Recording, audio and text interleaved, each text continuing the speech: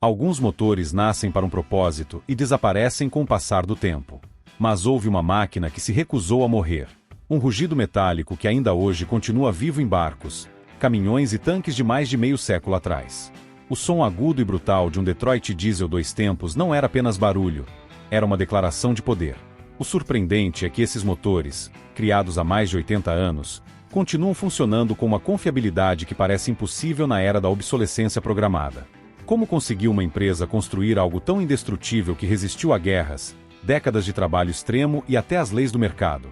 A resposta está em uma história de inovação radical, decisões arriscadas e um legado que nenhum rival conseguiu apagar. E o mais impressionante é que o motor que definiu uma época não foi projetado para durar tanto, mas acabou se tornando um mito impossível de enterrar. No final dos anos 30, os motores a diesel eram gigantes de ferro, monstros pensados para barcos, locomotivas ou usinas elétricas. Eram poderosos, sim, mas pesados demais, caros e lentos para um caminhão ou um ônibus. Em outras palavras, eram o oposto da mobilidade. Nesse cenário apareceu a General Motors com uma visão diferente. E se fosse possível destilar toda essa força em um motor compacto, leve e econômico, sem sacrificar a robustez que tornava os dieséis lendários? O que para outros parecia um sonho impossível, para a GM era uma oportunidade de ouro. Assim nasceu a divisão Detroit Diesel, com uma ideia revolucionária: produzir motores a diesel em massa como se fossem automóveis, não em oficinas artesanais. E não só isso. Queriam desenhar um sistema modular, no qual as mesmas peças funcionassem em diferentes configurações, desde um simples motor de 2 cilindros para uma máquina pequena, até um monstro de 16 cilindros capaz de mover um tanque. O que parecia uma aposta arriscada se transformou em uma jogada de mestre. Porque, apenas alguns anos depois, o mundo inteiro mergulharia em uma guerra que exigiria motores indestrutíveis, fáceis de reparar e produzidos em quantidades inimagináveis. Mas a Detroit Diesel estava prestes a descobrir que sua invenção não apenas cumpriria essas exigências, mas mudaria o rumo da história. Em 1940, o mundo estava em chamas. A Segunda Guerra Mundial exigia mais barcos, mais tanques, mais veículos de todo tipo. E naquele momento, a aposta arriscada da Detroit Diesel se transformou na arma secreta dos aliados. A Série 71, projetada para ser leve, modular e fácil de produzir em massa, se tornou o coração da maquinaria de guerra. Em apenas 3 anos, as fábricas da Detroit Diesel produziam um motor a cada 10 minutos, alcançando cifras que pareciam impossíveis: mais de 57 mil motores por ano.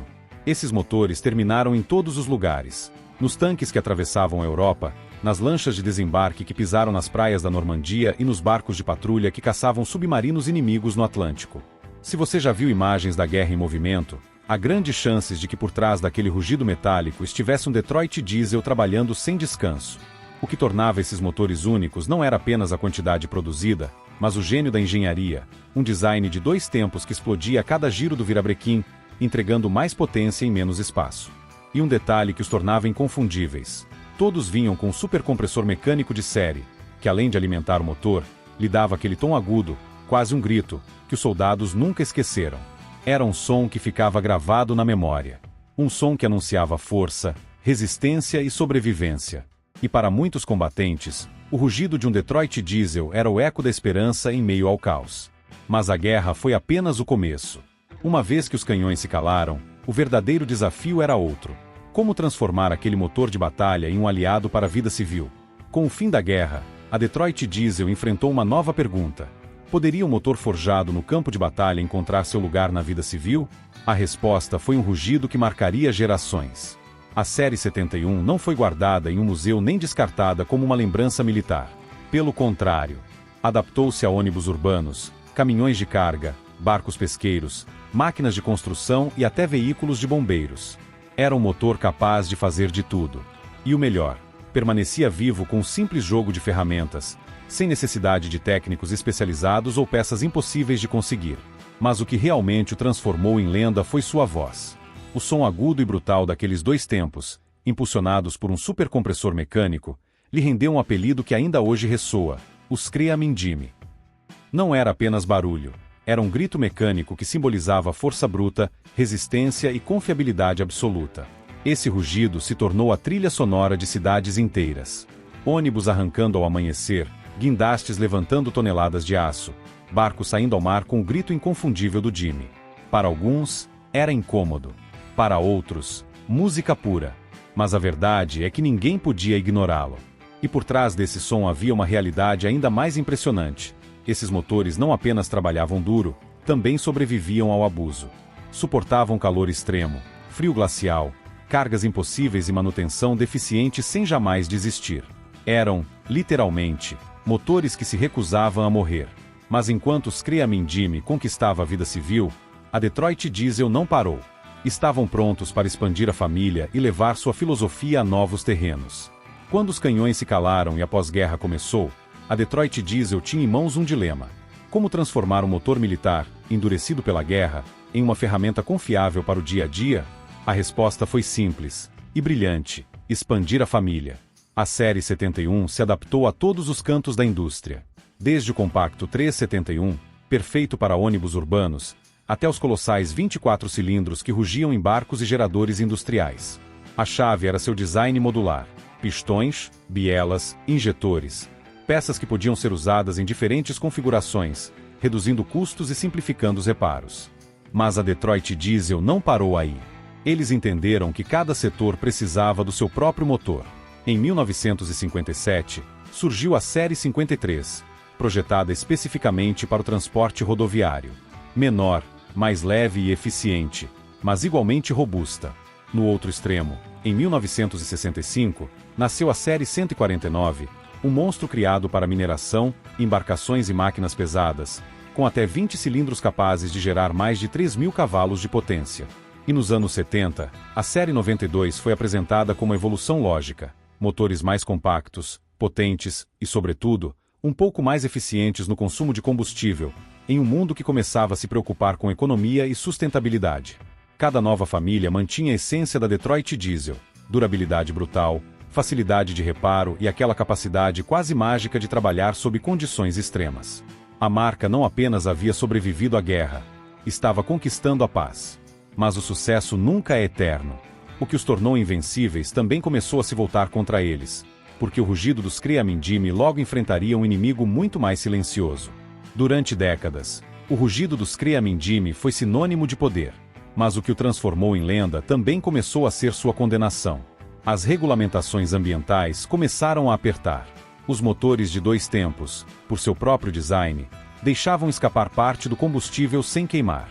Isso significava fumaça, emissões e um problema impossível de ocultar em um mundo cada vez mais preocupado com a poluição. Ao mesmo tempo, as cidades pediam silêncio. O que antes era visto como um grito de força, agora era considerado ruído incômodo. E aquele assobio agudo do Detroit Diesel, impossível de silenciar totalmente, começou a perder simpatia nas ruas. Os rivais viram a oportunidade. A Cummins e a Caterpillar, que desde sempre apostaram em motores de 4 tempos, ofereciam alternativas mais limpas, mais silenciosas e, em muitos casos, mais eficientes. Pouco a pouco foram ganhando espaço em um mercado que já não buscava apenas potência, mas também economia e conformidade com normas ambientais. A Detroit Diesel entendeu que não poderia continuar lutando com as mesmas armas. Se quisessem sobreviver, precisavam se reinventar. E em 1987 deram um giro histórico, lançaram a Série 60, seu primeiro motor de 4 tempos totalmente novo, com controles eletrônicos e uma eficiência de combustível que superava em 20% muitos de seus concorrentes. A jogada funcionou. A Série 60 se tornou um sucesso e demonstrou que a Detroit Diesel podia se adaptar aos novos tempos. Mas, ao mesmo tempo, marcou o começo do fim dos lendários 2 tempos. Quando a Detroit Diesel deu o salto definitivo para os 4 tempos, muitos pensaram que os velhos motores de 2 tempos desapareceriam para sempre. Mas aconteceu exatamente o contrário. Nasceu um culto. Em barcos pesqueiros, geradores industriais e até em ônibus de países em desenvolvimento, os Creaming-Jimes continuaram rugindo como se o tempo não passasse. A razão? Sua simplicidade brutal. Não precisavam de computadores, sensores ou diagnósticos eletrônicos. Com um par de chaves e mãos engraxadas, qualquer um podia devolvê-los à vida. E no mundo dos entusiastas, a paixão alcançou níveis de obsessão. Restauradores começaram a reviver velhas séries 71 e 92, pintando-as de verde brilhante e deixando-as reluzentes como se tivessem acabado de sair da fábrica.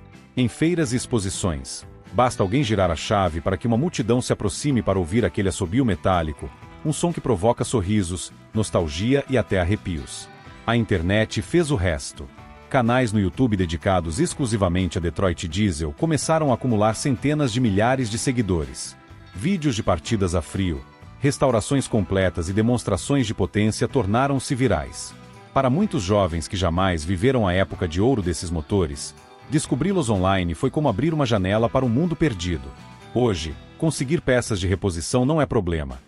Oficinas especializadas fabricam componentes novos e até em plataformas como o eBay se comercializam injetores, supercompressores e motores completos como se fossem tesouros. E de fato são, porque cada um desses motores representa uma forma de engenharia que parece impossível atualmente, dura, acessível e construída para sobreviver a tudo. Os Crea-Mindime já não dominam o mercado, mas sim os corações daqueles que acreditam que o indestrutível nunca sai de moda. Os motores da Detroit Diesel não foram simples máquinas. Foram testemunhas de um mundo em transformação. Nasceram em uma época em que o aço e o engenho humano eram a última linha de defesa em meio a uma guerra que parecia não ter fim. Seu rugido metálico, afiado e quase selvagem, foi a trilha sonora de tanques avançando, navios cruzando mares agitados e cidades se reconstruindo após a devastação. E o incrível é que, ao terminar aquela tormenta, não se calaram. Pelo contrário, encontraram um novo lar nas ruas, nas fábricas, nos mares e nas montanhas. O fascinante dos Crea-Mingimes não é apenas sua durabilidade, mas o que representam, uma filosofia perdida da engenharia. Eram motores feitos para serem reparados, não substituídos. Projetados para que qualquer mecânico, mesmo com ferramentas básicas e no meio do nada, pudesse devolvê-los à vida. Essa mentalidade de construir algo eterno contrasta com o presente, onde a maioria dos motores modernos depende de software, sensores e diagnósticos digitais, e onde muitas vezes reparar é mais caro, ou impossível, do que comprar algo novo. E, ainda assim, apesar de a indústria tê-los deixado para trás, os velhos Detroit Diesel continuam demonstrando sua essência indestrutível. Em barcos de pesca que ainda navegam com confiança, em minas que dependem de sua força bruta, em geradores que continuam ligando depois de décadas de serviço, e até nas mãos de colecionadores que os cuidam como se fossem peças de arte. Porque, de certo modo, são. O culto que existe em torno desses motores não é coincidência. É o reflexo de uma nostalgia coletiva por uma época em que o mecânico era compreensível, acessível e quase humano em sua crueza. Ouvir uns Crea-Mindime não é apenas escutar um motor. É ouvir a voz de uma geração de engenheiros que acreditava que a grandeza estava na simplicidade, na resistência e na confiança de que o construído deveria durar para sempre. E aí está o maior paradoxo. O que antes foi considerado um defeito, seu barulho, sua fumaça, sua brutalidade, é o que hoje os torna únicos. Em um mundo de híbridos silenciosos e carros elétricos com zumbidos quase inaudíveis, o rugido de um Detroit Diesel soa como um grito de rebeldia contra o tempo, contra a obsolescência e contra o esquecimento. Por isso, da próxima vez que você ouvir aquele som agudo e desafiador, lembre-se disso. Não é apenas um motor antigo dando partida. É um eco do passado que se recusa a morrer. É a prova de que, às vezes, o mais barulhento também é o mais eterno. E talvez, nesse rugido metálico, esteja escondida uma verdade incômoda, que a durabilidade não é um acidente, mas uma decisão. Uma decisão que hoje pouquíssimas empresas ousam tomar. E assim chegamos ao final deste vídeo. Se você gostou, convido a deixar o seu like para continuarmos fazendo mais vídeos como este. Além disso, não se esqueça de se inscrever e ativar o sininho para não perder nenhuma das nossas novas publicações. Desejo a você um ótimo dia. Até a próxima!